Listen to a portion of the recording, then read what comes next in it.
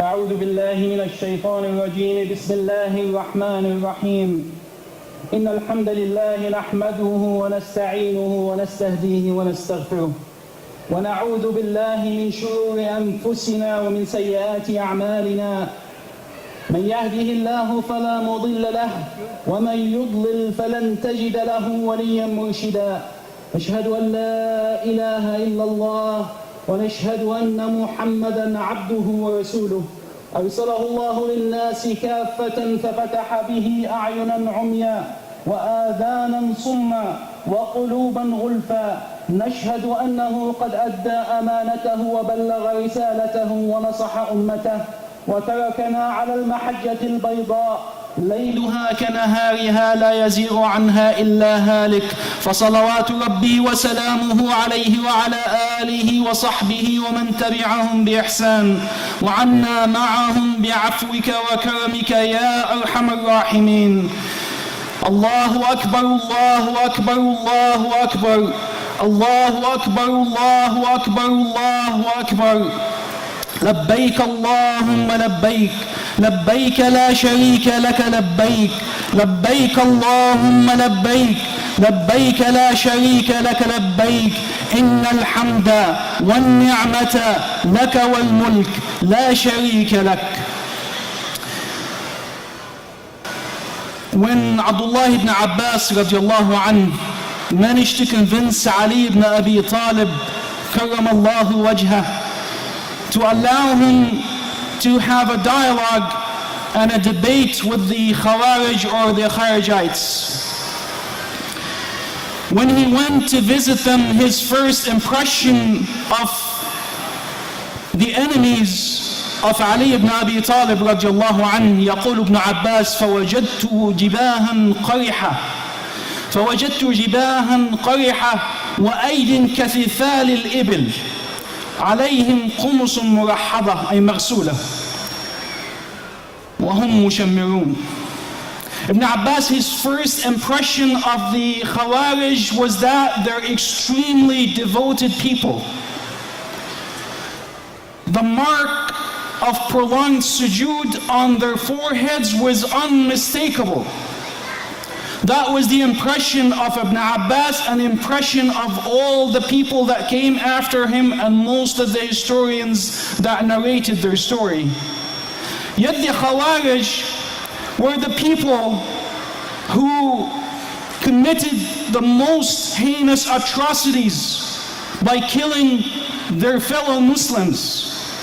They killed the son of Abdullah al-Khabbab ibn al-Arat, Abdullah ibn al-Khabbab ibn al-Arat. They killed the son of a companion, and they killed his wife. They butchered his wife and her unborn baby. And this comes to tell us how an ideology, a peaceful ideology, can be hijacked by a group of people and can be turned on its head. But this is not unique to Islam, my dear brothers and sisters. A few years ago, I attended, many years ago to be exact, I attended a citizenship ceremony. And a Japanese Canadian narrated the story and the account of his people, Japanese Canadians. He said in 1941, when Pearl Harbor was attacked, Prime Minister at the time, Mackenzie King, ordered all the Japanese Canadians to be rounded up and placed in internment camps, a milder version of the concentration camps. When the Canadian government was unable to fund the camps, they sold the fishing boats of the Japanese Canadians, they sold their houses, and they sold their businesses and funded the camps. Now the person that was speaking must have been a child at the time when that happened. But this, he commented on the story by saying, this is how human beings, individuals, groups, and in this case a nation, can misuse an ideology, and democracy is the most celebrated human achievement in history and is ought to be. Prime Minister Mackenzie King at a time acted against the advice of the RCMP, but he acted with the consent of the good, righteous Canadian people who believed in democracy, who were sending their children overseas to fight for Canadian principles and Canadian values. And this comes to tell us, and this is my first point, and I'll be making 3 points in this khutbah, inshallah. My first point is, it doesn't matter what ideology is out there. No ideology, no idea is immune to someone, an individual, a group, or a nation taking this ideology and turning it on its head. But that in no way means that the ideology is not sound. It in no way means that the proponents of the ideology are evil or prone to evil. My first point. To make my second point, I'm gonna bring a story from the life of Ibrahim alayhi salam, and this is a celebration of commitment to the way of Ibrahim. And Muslims, we don't celebrate events as we're always told by our scholars, we celebrate achievements. And since we have not done a lot of fasting and a lot of praying, in this Eid we celebrate our commitment to Al-Khalil Ibrahim alayhi salam. I used to think that Ibrahim alayhi salam was a very impulsive prophet, courageous but impulsive prophet when he was young, but then he wised up. But in Surah Al-Anbiya, Allah subhanahu wa ta'ala attests to the knowledge and the wisdom of Ibrahim even as a young man. وَلَقَدْ آتَيْنَا إِبْرَاهِيمَ رُشْدَهُ وَكُنَّا بِهِ عَالِمِينَ مِنْ قَبْلُ وَكُنَّا بِهِ عَالِمِينَ. When Ibrahim alayhi salam tried to tell his people that Allah subhanahu wa ta'ala should be their God, they refused. قال ما هذه التماثيل التي أنتم لها عاكفون قالوا وجدنا آباءنا لها عابدين. We found our forefathers worshipping them, so are following their footsteps. Ibrahim wanted to shock them with his words. He uses words that are almost insulting. He says to them, لَقَدْ كُنْتُمْ أَنْتُمْ وَآبَاؤُكُمْ فِي ضَلَالٍ مُبِينٍ. Indeed, you and your forefathers were led astray. Clearly led astray. They ridiculed him, and Ibrahim made an oath. تَاللَّهِ لَأَكِيدَنَّ أَصْنَامَكُمْ بَعْدَ أَن تُوَلُّوا مُدْبِرِينَ فَجَعَلَهُمْ جُذَاذًا إِلَّا كَبِيرًا لَهُمْ لَعَلَّهُمْ إِلَيْهِ يَرْجِعُونَ. He made his intention. He plotted a plan and executed it. He went to the temple and broke and demolished their idols. With all his might, he took an axe and broke them into small pieces. And then he took the axe and hung it on the largest one that he left intact. When they came back and they questioned, who has done this to our idols? This is a community that woke up one day, similar to the Japanese Canadians who woke up one day and found that everything they know about life is not there anymore. Their idols, their gods, the way they live and the way they practice is demolished. Life has changed, turned on its head. They ask who may have done that, and people say that we have heard a young man, سَمِعْنَا فَتًى يَذْكُرُهُمْ يُقَالُ لَهُ إِبْرَاهِيمُ. We have heard a young man that was speaking ill of our gods. They said, bring him forward, bring him forth, so people can hear his testimony and see his punishment. They bring Ibrahim alayhi salam. Ibrahim was not an impulsive prophet. He was brilliant, he was intelligent, and not only because of the plan that he executed, but the way he handled the dialogue. He created a crisis, an induced crisis for his people. And when they asked him, أَأَنْتَ فَعَلْتَ هَذَا بِآلِهَتِنَا يَا إِبْرَاهِيمُ, was it you that broke and demolished our idols, with Ibrahim alayhi salam? He didn't deny it, but he pointed at the largest one. Said, قال بل فعله كبيرهم هذا فاسألوهم إن كانوا ينطقون. He said, it must have been the largest one. He has the axe on his shoulder. Ask them if they can answer you, if they can converse. فَرَجَعُوا إِلَىٰ أَنفُسِهِمْ. He deepened the crisis, dug as deep as he could to make the crisis and the shock value as much as it can be. فَرَجَعُوا إِلَىٰ أَنفُسِهِمْ فَقَالُوا إِنَّكُمْ أَنْتُمُ الظَّالِمُونَ. They debated among themselves to realize, indeed, we are the wrongdoers. ثُمَّ نُكِسُوا عَلَىٰ رُؤُوسِهِمْ لَقَدْ عَلِمْتَ مَا هَؤُلَاءِ يَنْطِقُونَ. They said to Ibrahim shamefacedly, you know they do not talk. And then he delivered the idea that he had ready for them. He had a plan, but he also had an idea. He created a crisis, but the plan was ready. And the idea was developed. أَفَتَعْبُدُونَ مِن دُونِ اللَّهِ مَا لَا يَنْفَعُكُمْ شَيْئًا وَلَا يَضُرُّكُمْ أُفٍّ لَكُمْ وَلِمَ تَعْبُدُونَ مِن دُونِ اللَّهِ. He said, how can you worship something that doesn't harm nor benefit you? And then in an extremely unlikely manner of delivery for a prophet, he says to them, أُفٍّ لَكُمْ وَلِمَ تَعْبُدُونَ. Digs even deeper to make the shock value on the crisis as bad as it can be. He said, it's almost as if we translated it into slang, how much dumber can you be, you and your gods, to worship something that does not harm nor benefit you? That's my second point. My first point was that no ideology is immune to people hijacking it and turning it on its head. The second point is crises are the best time to introduce new ideas. The West has learned that. Milton Friedman, the famous economist, I'm not here to endorse his ideas, says that in actual or perceived crisis is the best time to induce change. And the change will happen if you have ideas floating around in the corridors of power.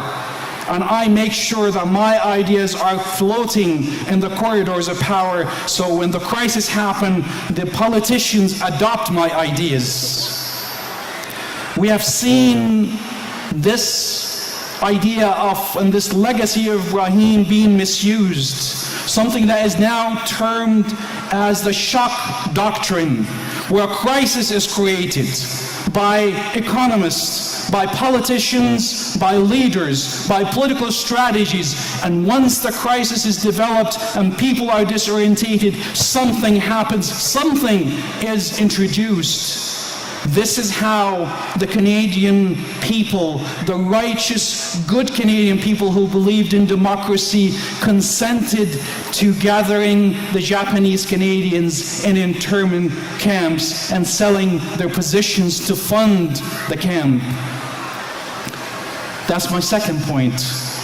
When there is a crisis, there are threats, but there are always opportunities. People have misused the legacy of Ibrahim and the methodology of Ibrahim to drive a point. But Ibrahim alayhi salam is known as the pioneer of prophetic therapy. Something that is done not for self-expression or notoriety, but is done for the best and the goodness of the community. When you create a crisis, you have to have ideas that are developed enough to be adopted, and then you turn the crisis into an opportunity. My dear brothers and sisters, before I break for the second part of the khutbah, let me tell you, I'm going to be very frank with you. We are about to have a crisis. Maybe a smaller crisis than 9/11, but we are about to have a crisis. In a very short time, our men and women in uniform are going to be fighting people that recite the Quran the same way you recite it, that pray the same way you pray, that have just prayed Eid and said takbirat the same way you have prayed Eid and said takbirat. Our men and women are going to be engaged in this fight.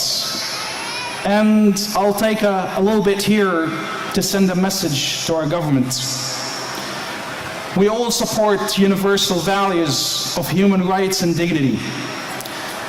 If we don't only hold the values in the Charter of Human Rights and of Rights and Freedoms to be dear to us because they're enshrined in the Charter. It's actually because they're also enshrined in our Quran. And anyone can bring that piece of legislation and put it next to the Quranic teaching, and I challenge you to find a disconnect between the two. But I cannot help by being skeptical. If human values and if universal principles of human right is what this is about, where were you when the Syrians were slaughtered?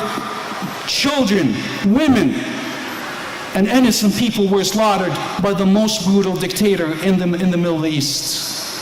Why are we still supporting dictators and lending support to military dictators around the Middle East and around the Muslim world if we're there to protect the universal principles, if we're there to protect Canadian principles? But I'm not going to be the judge.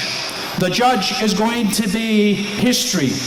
We will find out one day if our troops were sent to protect Canadian values or they were sent to protect the interests of disaster capitalists, the Halliburtons and the Blackwaters of the world. My dear brothers and sisters, before I break, let me tell you that we are about to have a disaster. I don't know, small or large, but we're about to have a disaster.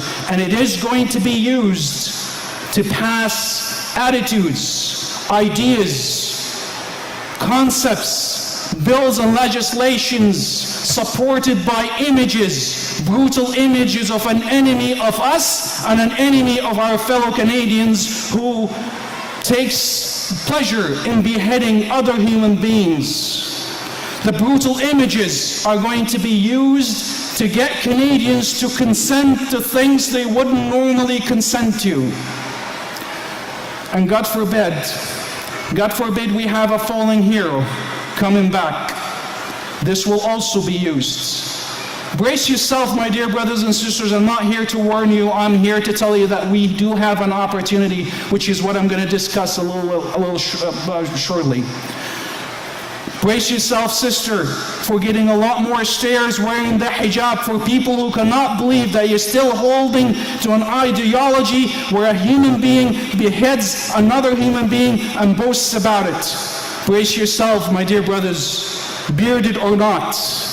Brace yourself for a different attitude and a push from people who have agendas that understand that crises are the best time to advance them because people are disorientated.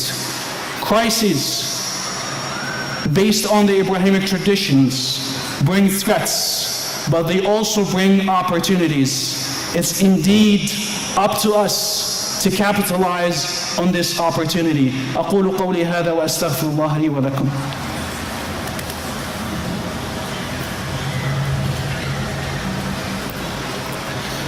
بسم الله الرحمن الرحيم. الحمد لله والصلاة والسلام على رسول الله. My dear brothers and sisters, we have a beautiful religion. The Prophet ﷺ has taught us a religion that makes us khulafa. In the Quran, Allah subhanahu wa ta'ala says about human beings, about the sons of Adam, sons and daughters of Adam, إِنِّي جَاعِلٌ فِي الْأَرْضِ خَلِيفَةً. I'm creating a khalifa, a deputy of sort, someone whose whole mission is to ensure peace and prosperity and dignity for human beings and all the other creatures that Allah subhanahu wa ta'ala has created. Our responsibility is not to create the khilafah, as nice as it is to see an example of an Islamic state that will be a shining example for the world to see Islam in action. Your first and prime responsibility is to be a khalifa on earth, not to create the khilafah. My dear brothers and sisters, for my third point, I'm going to bring something that to the gathering, something that Umar ibn Khattab radiallahu anhu said.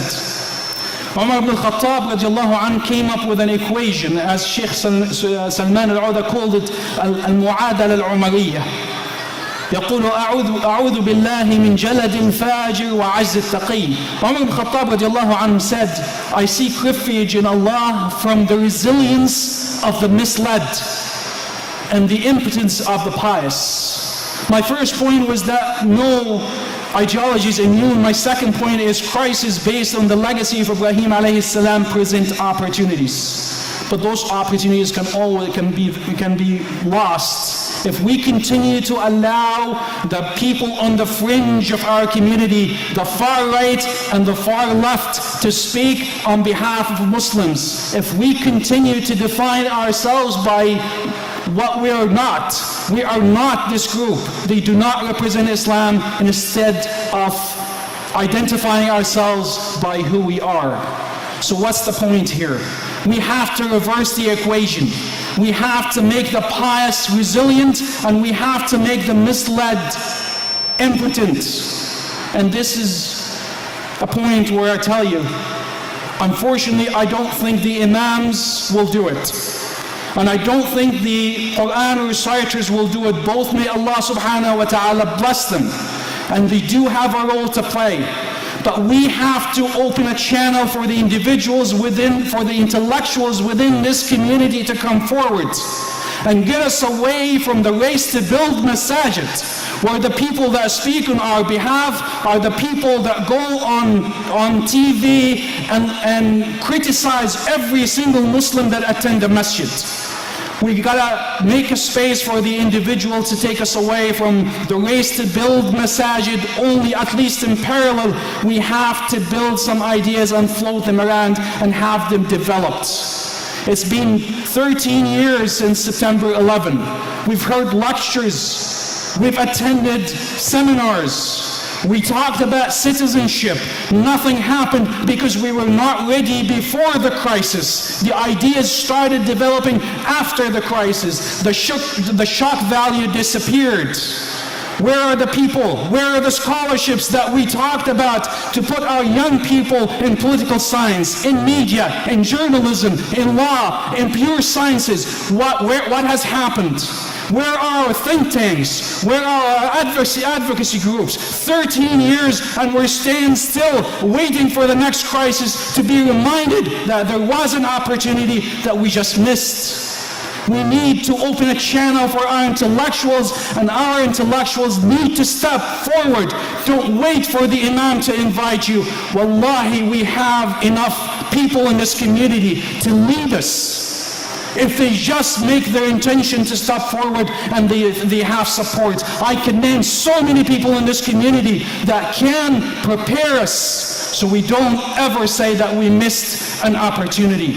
We need people to take us back to the idea of the Khalifa, not the idea of the Khilafah. We need people to institute the idea of citizenship, not just talk about it year after year, and then we come back and nothing has happened. We need to open the channel for those intellectuals. This is not a message for the elite, because we have to allow them. We have to empower them.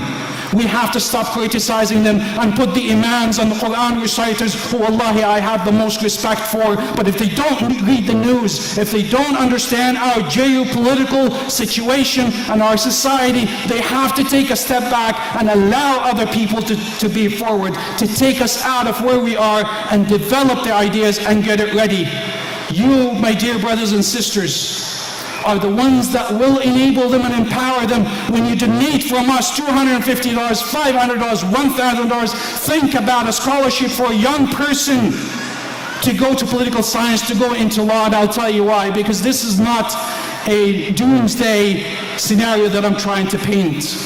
I'll tell you why I'm saying that. My Japanese Canadian friend, after he finished his story, he said, I will never forget history.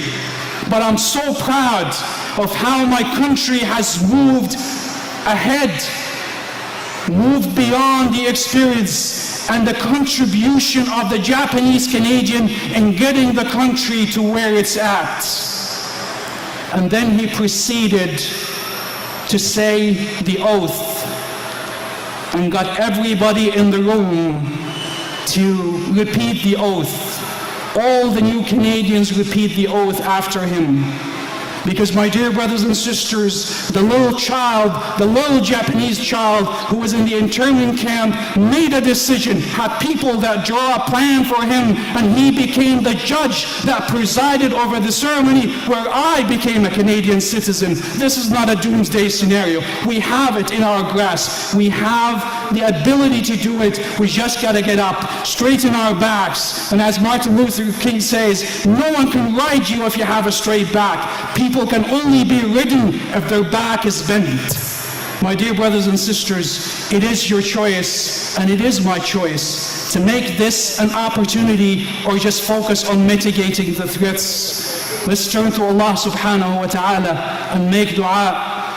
اللهم أبرم لهذه الأمة أمر رشد يعز فيه أهل طاعتك ويهدى فيه أهل معصيتك ويذل فيه